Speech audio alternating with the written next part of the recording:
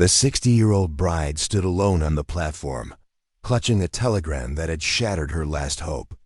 The words blurred through unshed tears as the final train of the day disappeared into the Arizona desert, carrying with it her only means of escape. The wind picked up, scattering dust across the empty station. Cordelia Whitmore pulled her wool coat tighter against the chill. October in the territory was nothing like the gentle autumn she knew in Boston. Here, the air bit with the promise of a harsh winter ahead. The telegram crumpled in her gloved hands. Harold Blackwood's words echoed in her mind like a death knell. Plans changed. Married yesterday. Suggest you return east. Return east with what? She had sold everything she owned to make this journey. Her Boston boarding house room, her mother's china, even her wedding ring from her first marriage. All of it converted to train fare and traveling money that was now down to 17 cents and a prayer. The station master emerged from his office, keys jangling. He glanced at her with the practiced indifference of a man who had seen too many disappointed souls pass through this godforsaken outpost. Last train until Thursday, ma'am. Thursday, 4 days away. 4 days with nowhere to go and no money for food or shelter. The man locked the station door and mounted his horse. Within minutes, even the sound of hoofbeats faded into the vast silence of the desert. Cordelia sank onto one of her 2 battered suitcases, the weight of her circumstances settling over her like a burial shroud. Thunder rumbled in the distance. The first drops of rain began to fall, fat and cold against her cheek. She thought of her sister's letters, each one a masterpiece of polite rejection. No room for a penniless widow in Philadelphia. No place for her. A woman who had gambled everything on a correspondence with a stranger. The rain came harder now, drumming against the station roof with increasing urgency. Cordelia gathered her skirts and pressed closer to the building's overhang, but the wind drove the water sideways, soaking through her traveling dress. A wagon appeared through the gray curtain of rain, its wheels splashing through the muddy ruts of the main road. The driver was a lean man in a weathered hat, his face hidden in shadow. He pulled up beside the platform and studied her with eyes the color of winter sky. Station's closed, ma'am. I know. He waited, rain dripping from the brim of his hat. She could feel his assessment of her situation, the quick calculation of a man who understood desperation when he saw it. You got somewhere to go? The question hung in the air between them. Cordelia straightened her shoulders, dignity warring with necessity. She had been raised to be self-sufficient, to never burden strangers with her troubles. But pride was a luxury she could no longer afford. I'm afraid not. The man nodded as if this confirmed something he already knew. Name's Ezekiel Thornfield. Got a ranch about 5 miles out. You're welcome to shelter for the night. For the night. The words carried both promise and limitation. One night to figure out what came next. One night to decide whether to wire her sister and beg for train fare home, or to find some other solution in this harsh landscape. I'm Cordelia Whitmore. I would be grateful for your kindness. He climbed down from the wagon seat and loaded her suitcases into the back with efficient movements. His hands were scarred from years of hard work, but his touch was gentle as he helped her onto the bench beside him. They rode in silence through the storm, the wagon lurching over rough ground. Cordelia studied her rescuer from the corner of her eye. He was perhaps 55, with the kind of weathered handsomeness that spoke of a life spent outdoors. Lines radiated from his eyes, carved by sun and wind, and what she suspected was a fair share of sorrow. The ranch house emerged from the rain like a promise. It was modest but well-maintained, with a wide porch and warm light glowing in the windows. Smoke rose from the chimney, and Cordelia felt something inside her chest loosen at the sight. A girl appeared in the doorway as they approached. She was perhaps 16, with dark hair pulled back severely and eyes that held too much responsibility for her age. Behind her, 2 smaller figures pressed close, a boy and a little girl who couldn't have been more than 8. "This is Mrs. Whitmore," Ezekiel said as he helped Cordelia down from the wagon. "She be staying the night." The girl's expression didn't change, but Cordelia caught the slight tightening around her eyes. These children had learned not to trust easily. She wondered what losses had taught them such caution. "Mary, this is my eldest granddaughter. Jack and Sarah, there are the younger ones, granddaughter." So he was raising them alone. Cordelia filed this information away as she followed them into the house, her wet boots squelching on the wooden floor. The interior was clean but sparse, furnished with the bare necessities of frontier life. A fire crackled in the stone hearth, and the smell of something hearty simmered on the stove. It was a home built for function rather than comfort, but it felt more welcoming than any of the grand houses she had known in Boston. "Mary, see if you can find some dry clothes for Mrs. Whitmore. Jack, take her bags to the spare room." The boy moved to obey, but his eyes never left Cordelia's face. She realized he was memorizing her features, perhaps wondering how long before she too would disappear from their lives. "I'll pay for my keep," she said quietly. Ezekiel glanced at her, and she saw understanding pass between them. He knew she had little to offer in terms of money, but he also recognized the pride that wouldn't allow her to accept charity without contribution. "We'll figure something out." Mary returned with a simple brown dress and a pair of worn boots. "These were my mother's," she said, the words carrying a weight that suggested the woman was not merely absent, but gone forever. Cordelia accepted the clothes with the reverence they deserved. "Thank you."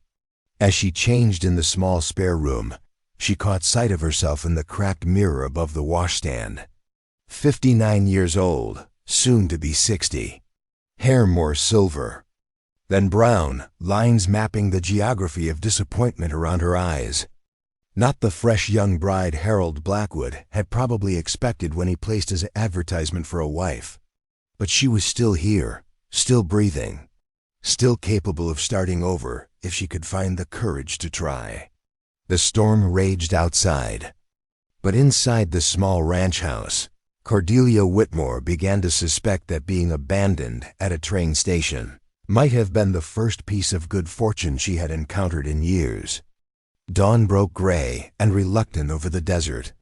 Cordelia woke to the sound of children's voices, hushed but urgent beyond her door. She dressed quickly in the borrowed clothes, the fabric carrying the ghost scent of lavender and loss. The kitchen was already alive with morning routines. Mary stood at the stove, stirring porridge with the mechanical precision of someone who had taken on adult responsibilities too young. Jack fed kindling to the fire while Sarah sat at the scarred wooden table, her small hands wrapped around tin cup. Ezekiel was nowhere to be seen.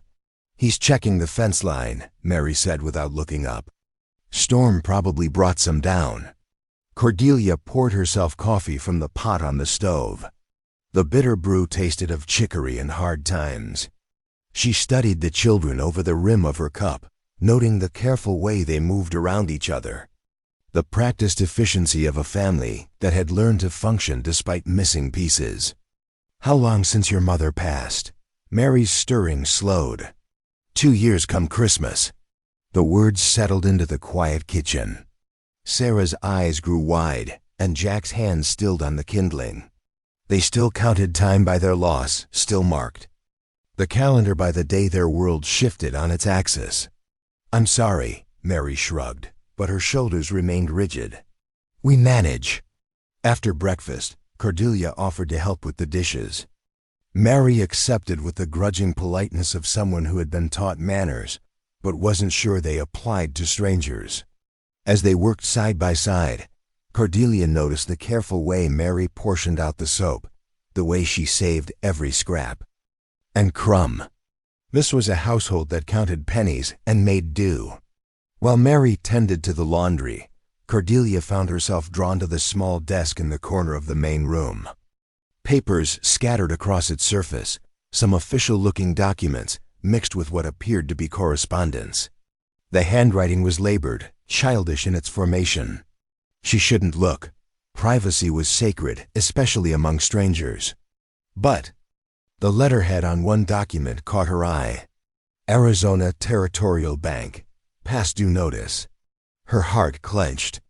She knew that particular shade of desperation, the way debt could strangle hope 1 month at a time. Without thinking, she began to organize the papers, sorting them by date and type. Bills in one pile, correspondence in another, legal documents. In a third, the numbers told a story of struggle. Ezekiel Thornfield was drowning in debt, kept afloat only by the stubborn refusal to surrender. Feed bills, medical expenses, property taxes. Each one a small weight that together threatened to drag him under. Footsteps on the porch announced his return. Cordelia stepped back from the desk, her cheeks warming with embarrassment.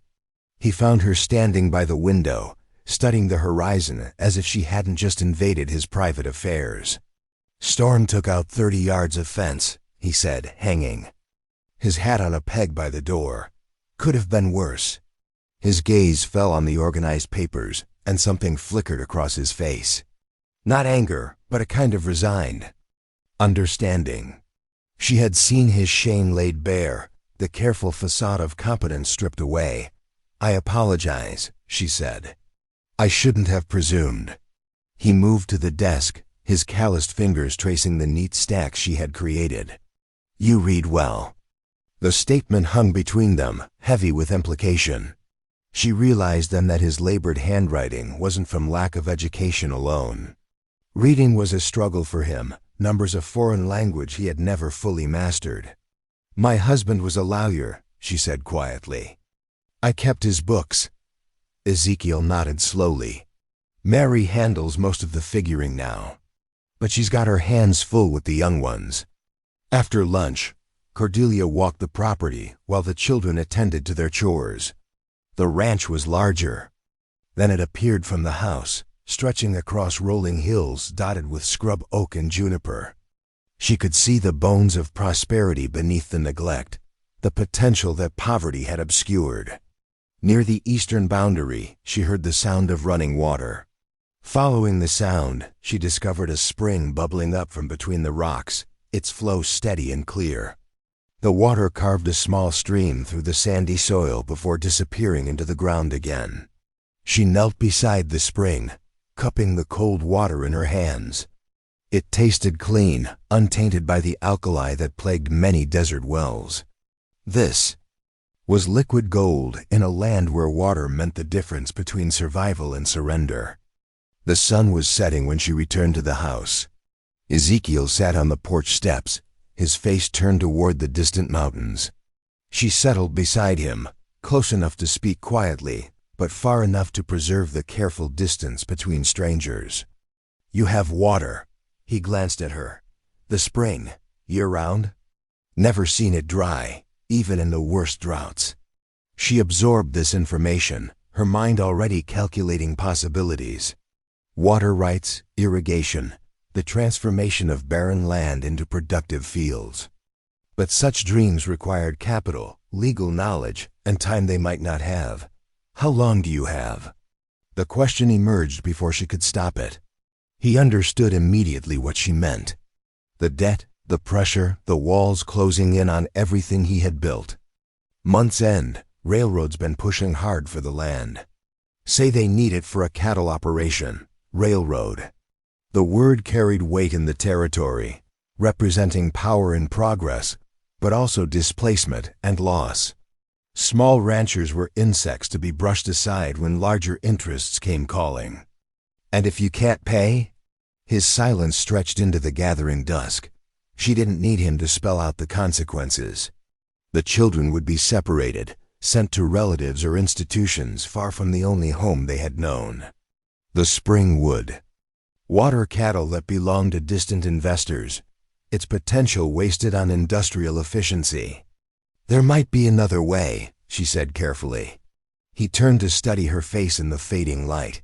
"What kind of way?" "Water rights, irrigation, a partnership that could benefit both the land and the people who work it." That would take lawyers. Money we don't have. It would take someone who understands the law, someone who has nothing left to lose. The words hung between them. An offer and a confession rolled into one.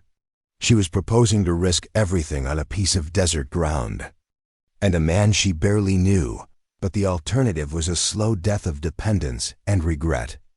Why would you do that? She watched the stars emerge in the darkening sky, pinpricks of light in an endless expanse of possibility. Because I'm tired of being discarded. Tired of watching good people lose everything to those who already have too much. Ezekiel was quiet for a long moment. It's dangerous, fighting men with that kind of power.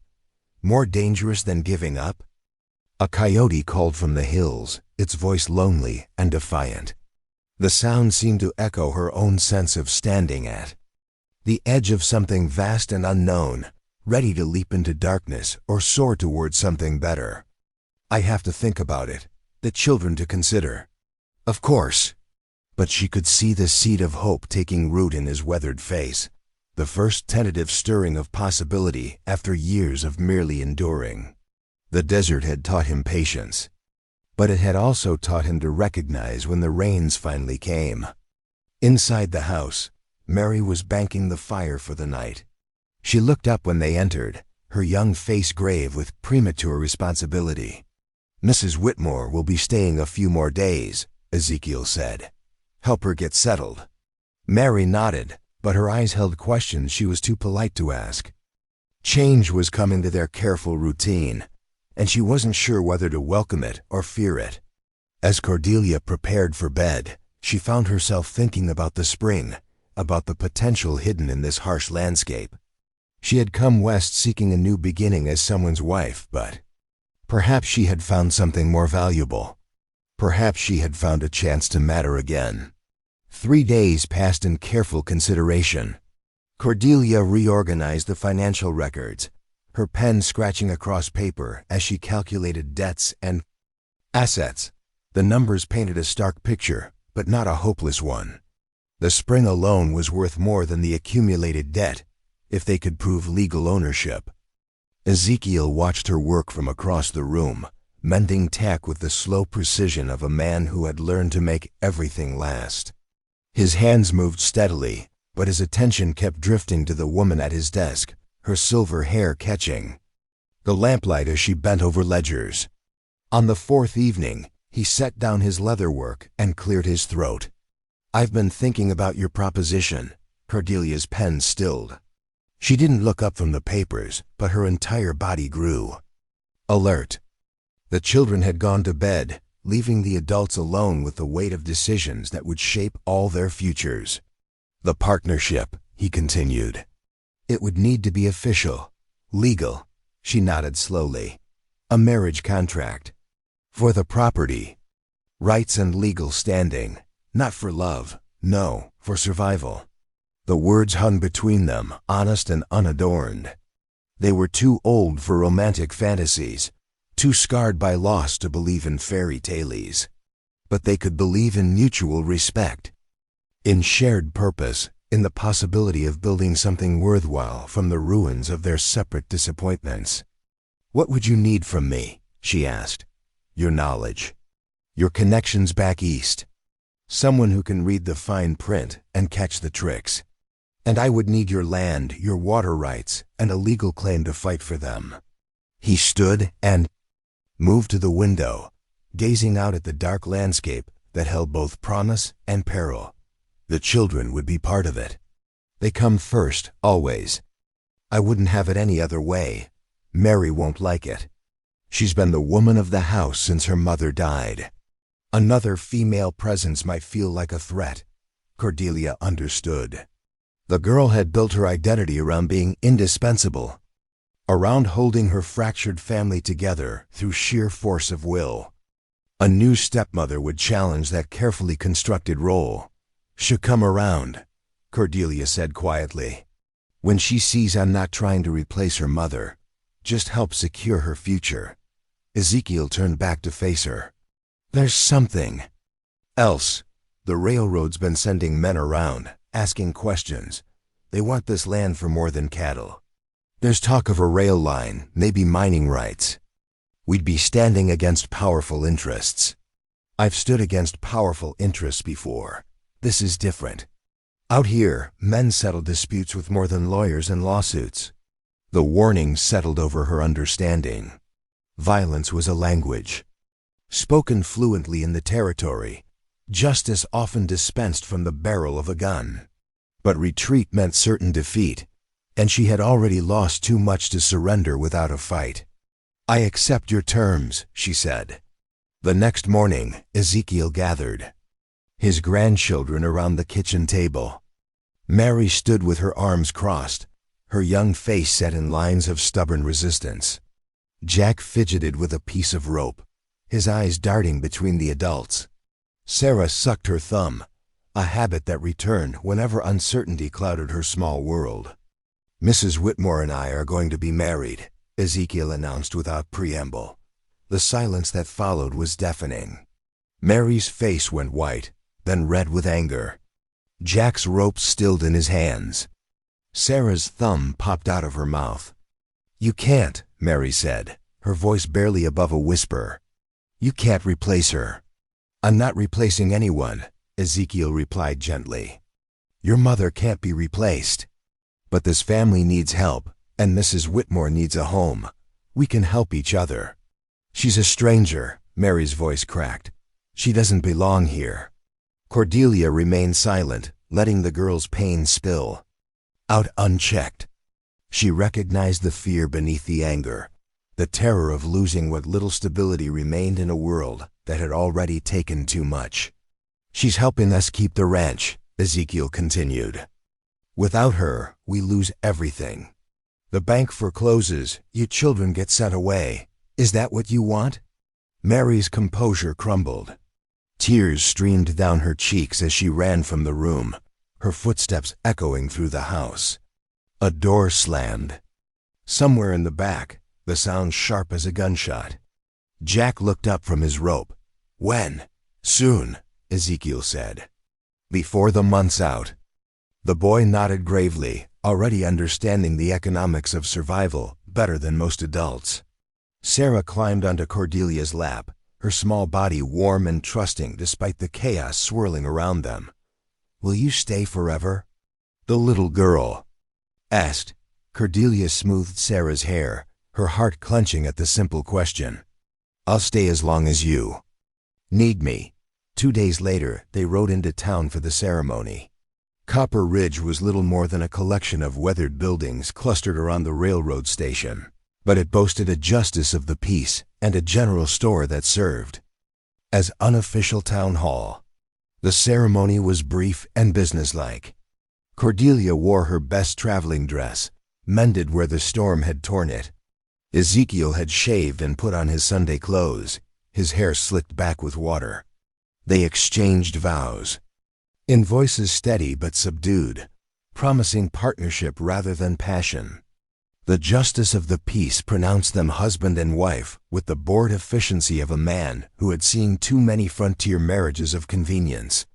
No kiss sealed their union, just a handshake and the scratch of pen on paper as they signed the marriage certificate. As they prepared to leave, a commotion outside drew their attention. A group of riders approached, their horses kicking up clouds of dust. At their head rode a man in expensive suit, his face red with exertion and anger, Harold Blackwood. Cordelia's blood turned to ice. He looked older than his letters had suggested, his face puffy with drink and dissipation. Behind him rode 3 men in railroad uniforms, their expressions hard as granite. "Well, well," Harold said, dismounting with theatrical flourish. The abandoned bride found herself a consolation prize.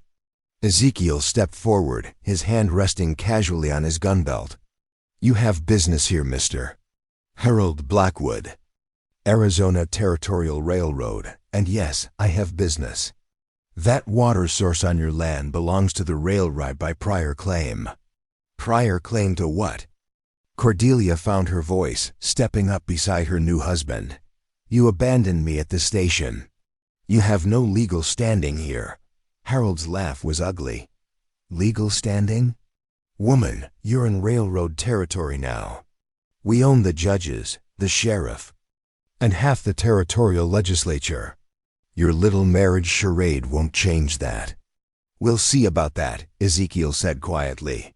The railroad men shifted in their saddles, hands moving toward their weapons. The tension stretched taut as a bowstring, ready to snap into violence at the slightest provocation. You've got until the end of the month, Harold said finally. Then we take what's ours, with or without your cooperation. He remounted and spurred his horse into a gallop, his men following in a cloud of dust and menace. The townspeople who had gathered to watch melted away, unwilling to be associated with anyone who had drawn the railroad's attention. Cordelia stood in the settling dust, her marriage certificate clutched in her trembling hands. The paper that should have represented security now felt as fragile as butterfly wings. What do we do now? She asked. Ezekiel helped her into the wagon, his movements careful and controlled. Now we go home and get ready for a fight. The ride back to the ranch passed in heavy silence. Mary was waiting on the porch when they arrived, her face tear-streaked but determined. She had made her choice, Cordelia realized. Family loyalty had won over personal resentment. Did it work? The girl asked. We're married, Ezekiel confirmed. But Harold Blackwood and the railroad showed up. They're not backing down. Mary's jaw set in a line that reminded Cordelia of her grandfather. Then we fight. As they prepared for bed that first night as husband and wife, Cordelia and Ezekiel maintained the careful distance they had agreed upon. Separate rooms, separate beds, separate lives joined only by necessity and mutual respect. But as she lay in the darkness, listening to the wind howl across the desert, Cordelia felt something she hadn't experienced in years. She felt like she belonged somewhere, like she was part of something worth defending. The railroad might have power and money, but she had something more valuable. She had a family to protect and a future to fight for. The investigation began at dawn. Cordelia spread Harold's correspondence across the kitchen table, her trained eyes searching for inconsistencies. 23 years of marriage to a lawyer had taught her to read between the lines, to spot the careful omissions that revealed more than direct statements. His early letters had been eager, almost desperate. References to financial difficulties, mentions of pressure from business associates. Then the tone shifted, becoming evasive about his cattle operation, vague about his water rights claims. The final letter contained phrases that made her blood run cold. Eastern interests and territorial expansion and prior arrangements with railroad partners. Harold hadn't been seeking a wife. He had been executing a plan. She found the proof. In a letter dated 2 weeks before her departure from Boston, Harold mentioned meeting with railroad officials about removing obstacles to development. The timing was too precise to be coincidental. They had wanted her away from Boston, away from her late husband's legal connections, away from territorial politics she didn't even know she could influence. The realization hit her like a physical blow. Her abandonment at the station hadn't been cruelty. It had been strategy. Ezekiel found her staring at the damning correspondence, her face pale with understanding. What is it? They used me, she said quietly. Harold, the railroad. They needed me gone from Boston before some vote on territorial water rights. My husband's old law firm still carried weight in Washington. They were afraid I might influence the outcome. The pieces fell into place with sickening clarity. Harold had been paid to lure her west, to neutralize her potential interference in railroad expansion plans. The marriage proposal had been bait, the abandonment the trap. Which means they want this land for more than cattle, Ezekiel said. Much more. That afternoon, the sabotage began. Ezekiel discovered 20 head of cattle driven off the property, their tracks leading toward railroad land. The fence line on the eastern boundary lay cut in 3 places, the wire ends twisted with malicious precision. No one had seen anything. No one ever did when the railroad was involved. Mary found Cordelia in the barn, methodically checking the grain supplies. Someone had contaminated 2 sacks with sand, rendering them useless. The girl's face was grim with premature understanding of how power worked in the territory. "They're trying to starve us out," Mary said. "Then we don't give them the satisfaction." Cordelia hitched up the wagon and drove to town, her spine straight despite the hostile stares that followed her progress down the main street. The general store owner served her with nervous politeness, his eyes darting toward the window as if expecting railroad men to appear at any moment. She bought supplies with their dwindling cash, then made her way to the Mexican Quarter on the edge of town. The buildings here were adobe and stone, built to last rather than impress. Children played in dusty yards while their mothers watched from doorways, their faces curious but cautious. The cantina was dim and cool, smelling of chili peppers and honest sweat. Cordelia pushed through the batwing doors, her presence causing conversations to die like snuffed candles. She had never been in such a place, but desperation had stripped away the luxury of propriety. Don Carlos Rivera sat at a corner table, his weathered hands wrapped around a cup of coffee. He was perhaps 60, with silver threading through his black hair and eyes that missed nothing. His reputation as the unofficial leader of the Mexican ranchers had reached even her ears. "Señora Thornfield," he said without looking up. "I wondered when you would come." She approached his table, ignoring the stares of the other patrons. "Don Carlos, I need to speak with you. About water rights, about the railroad, about survival." His directness caught her off guard. She had expected to need persuasion, negotiation, careful diplomacy. Instead, he waved her to a chair and poured coffee from a battered pot. "You know why I'm here. I know the railroad wants your spring. I know they will not stop at legal means to get it. I know you are a woman alone, fighting men who have no honor. Not alone. I have my husband, the children." Don Carlos studied her over his coffee cup. "Your husband is a good man, but he thinks in terms of fences and property lines. This fight is about more than land." "What do you mean?" "The railroad wants to control all water in this valley. They drive out the small ranchers, Mexican and Anglo alike. They bring in their own cattle, their own men. Soon, there's no place for families who have worked this land for generations." Cordelia absorbed this information, her mind working through the implications. The railroad strategy was larger than she had imagined, more ruthless than even her worst fears. "What would you need to stand with us?" "Respect. Recognition that my people have rights too. Protection from the railroad's legal tricks. And, in return, numbers, influence, knowledge of this land that goes back further than any American deed." They shook hands across the scarred wooden table, 2 unlikely allies bound by shared desperation and mutual respect. The other patrons watched in silence, understanding that something significant had just occurred. Over the following days, Cordelia began learning Spanish with the same intensity she had once applied to her husband's legal briefs. The language felt clumsy on her tongue, but the Mexican women appreciated her efforts, their initial suspicion gradually warming into cautious acceptance. She sat in adobe kitchens, listening to stories of lost land grants and broken promises.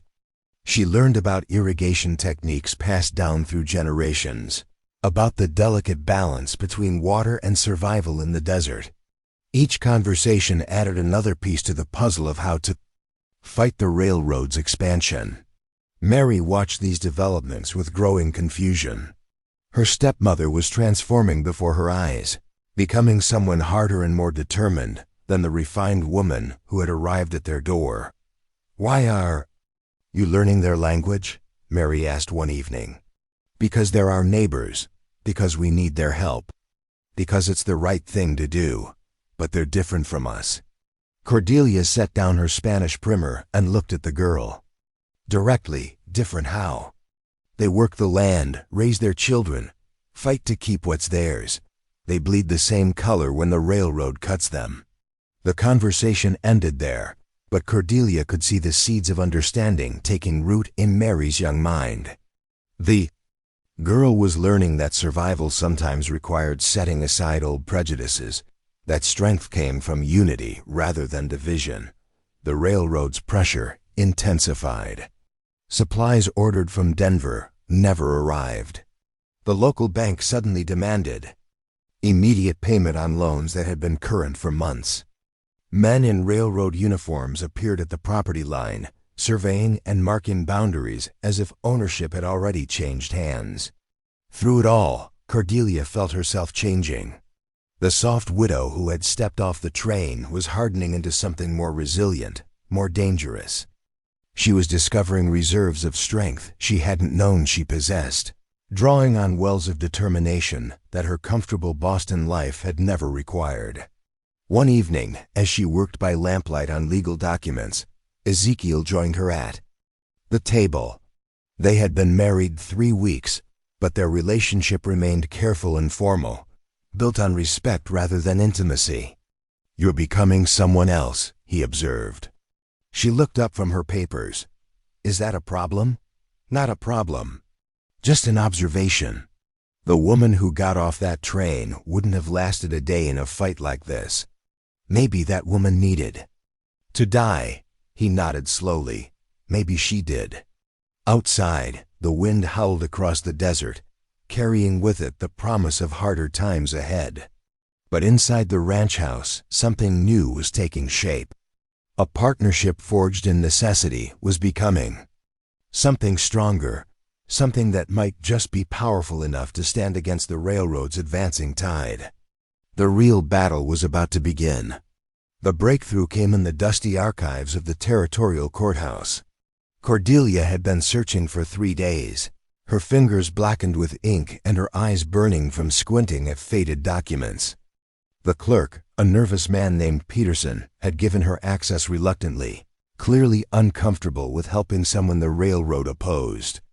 She found it buried in a stack of Spanish colonial records, written in elegant script that predated Arizona's. Territorial status. A land grant from the Mexican government, dated 1821, granting water rights to the Rivera family in perpetuity. The spring on Ezekiel's land was specifically mentioned, its flow guaranteed to the holders of the original grant. Her hands trembled as she traced the faded ink. This document predated every American claim to the water, including the railroads. If it was authentic, it changed everything. Peterson peered over her shoulder, his face going pale as he read the Spanish text. "Where did you find this?" "In the colonial records." "Where it's been all along." "But the railroad said they checked everything. They said there were no prior claims." Cordelia rolled the document carefully, her mind racing. The railroad hadn't overlooked this grant. They had deliberately ignored it, counting on the Rivera family's inability to navigate the American legal system. It was theft disguised as progress, robbery sanctioned by territorial law. She rode directly to Don Carlos's ranch, the precious document secured in her saddlebags. The Rivera spread was modest but well-maintained, its adobe buildings weathered, but solid. Don Carlos met her in the courtyard, his face grave with concern. "Senora Thornfield, you look like you have seen a ghost." "I've seen something better than a ghost.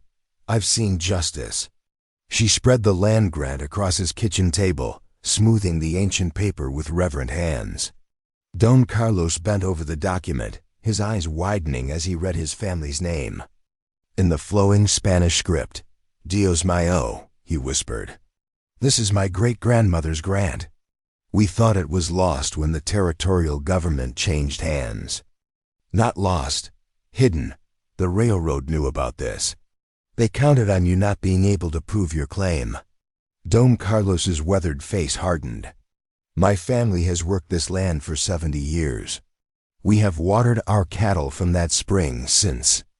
Before there was a railroad, before there was a territory. This paper proves what we have always known.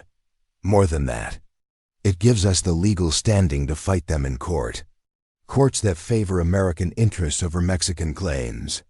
Cordelia met his skeptical gaze. Not if we present the evidence properly. Not if we make it impossible for them to ignore. That evening, she called a meeting at the ranch. Don Carlos arrived with 3 other Mexican ranchers, their faces set with the wariness of men who had learned not to trust promises from Anglo settlers. Ezekiel gathered his neighbors, a handful of struggling homesteaders who had been feeling the railroad's pressure. They sat around the kitchen table, the Spanish land grant spread before them like a battle flag. Cordelia explained the legal implications, her voice steady despite the magnitude of what she was proposing.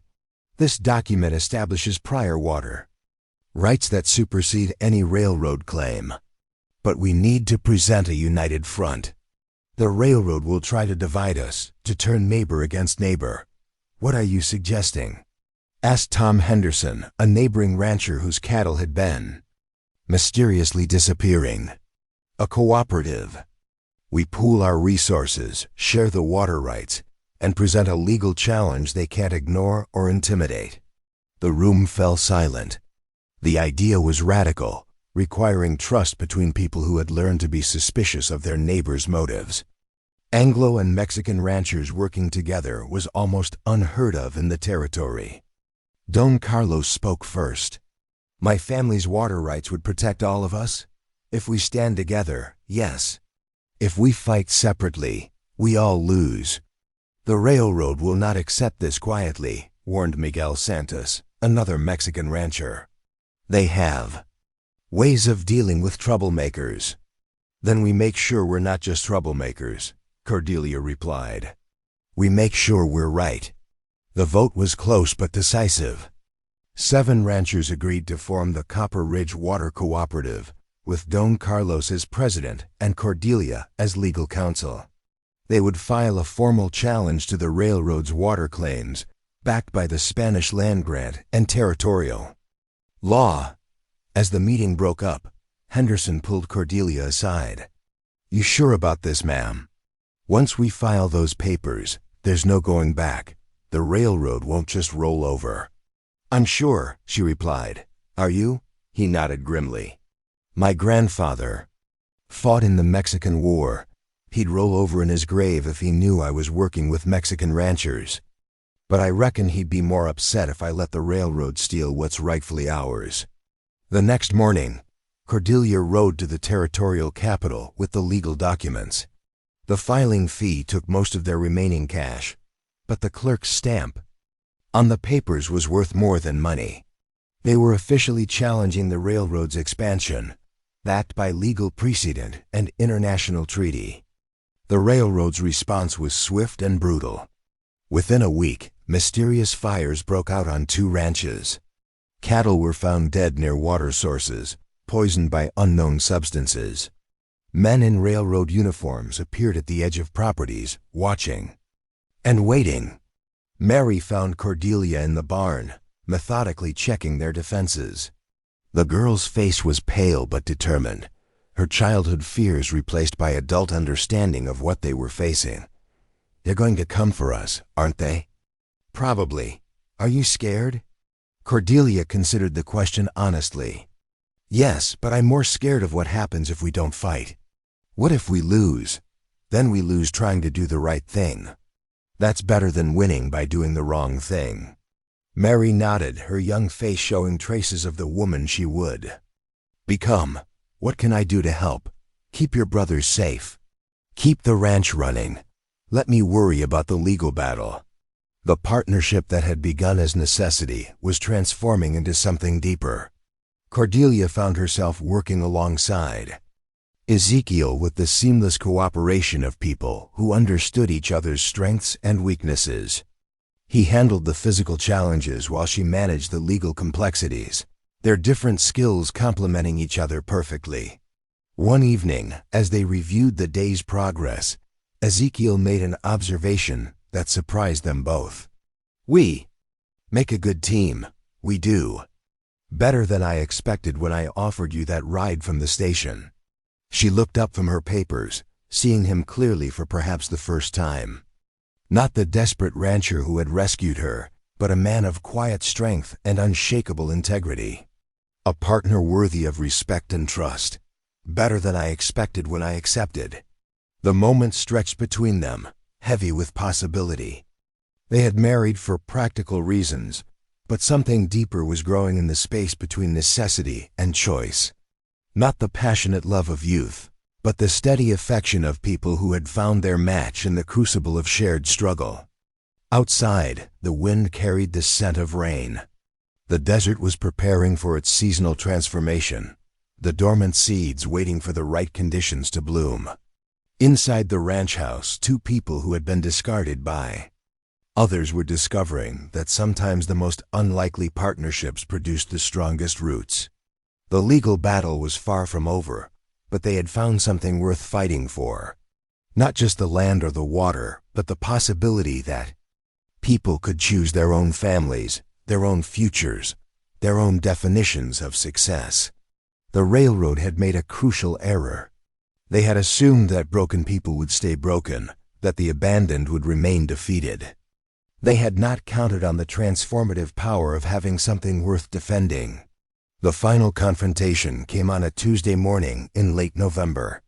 Harold Blackwood arrived at the territorial courthouse with a cavalry of lawyers, railroad officials, and hired guns masquerading as security. Their boots thundered on the wooden steps, a sound meant to intimidate anyone who dared challenge their authority. Cordelia waited in the courtroom, her hands folded calmly in her lap. Beside her sat Don Carlos, his weathered face serene despite the storm gathering around them. The Spanish land grant lay on the table before them, its faded ink more powerful than all the railroad's bluster. Judge Morrison entered the courtroom, his face carefully neutral. He was a territorial appointee, beholden to the powers that had placed him on the bench. But he was also a man of law, and the evidence before him was impossible to ignore. Harold's lead attorney, a sharp-faced man named Crawford, opened with the railroad's standard argument. Prior development rights, territorial expansion, the greater good of progress. His voice filled the courtroom with the certainty of men who had never been told no. Cordelia rose when called, her voice steady as mountain stone. She presented the Spanish land grant, its authenticity verified by territorial archives. She outlined the water rights that predated American settlement, the legal precedent that protected indigenous claims. The railroad's assertion of prior rights is fraudulent, she stated. They have attempted to steal water that belongs to the Rivera family by right of international treaty and territorial law. Crawford objected, his voice rising with desperation. Your Honor, this woman is not a licensed attorney. She has no standing to represent these claims. She represents the Copper Ridge Water Cooperative, Judge Morrison replied. As legal counsel to a recognized territorial entity, she has full standing in this court. The railroad's case crumbled like adobe in a flash flood. Harold's correspondence, introduced as evidence, revealed the conspiracy to lure Cordelia west. The falsified water rights claims were exposed, their documentation proven to be recent forgeries. When the gavel fell, it echoed through the courtroom like thunder. Judge Morrison's ruling was clear and final. The water rights belonged to the Rivera family and their cooperative partners. The railroad's claims were dismissed with prejudice. Harold's face went white, then red with fury. This isn't over, he snarled as he pushed past Cordelia toward the door. You have no idea what you've started. But his threats carried no weight. The legal victory had broken the railroad's stranglehold on the territory, exposing their methods to public scrutiny. Other ranchers began filing similar challenges, armed with the precedent Cordelia had established. The ride home was quiet, filled with the weight of victory and the promise of peace. Don Carlos rode beside their wagon, his presence a symbol of the alliance that had made their triumph possible. What happens now? Ezekiel asked. Now we build something better, Cordelia replied. Something that lasts. The transformation began. Immediately, the Copper Ridge Water Cooperative became a model for territorial development, showing that cooperation could triumph over exploitation. Mexican and Anglo ranchers worked side by side, their children playing together while their parents planned irrigation systems and shared grazing lands. Mary was the first to embrace the change. Her initial resentment had melted away as she watched Cordelia fight for their family's survival. The girl who had feared losing her place found herself gaining a community, her responsibilities expanding. Beyond the narrow confines of household management. "You're not like other women," Mary observed one evening as they worked together in the garden. "I'm exactly like other women," Cordelia replied. "I just had to learn what I was capable of." 6 months later, the spring-fed irrigation system was complete. Green fields stretched across land that had been barren, corn and beans growing where only sagebrush had survived before.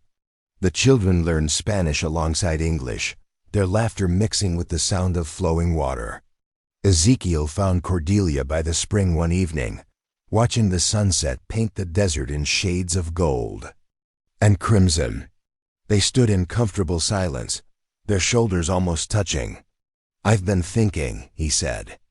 "Finally, about what?" "About us. About what we've built here." She turned to face him, seeing the question in his eyes.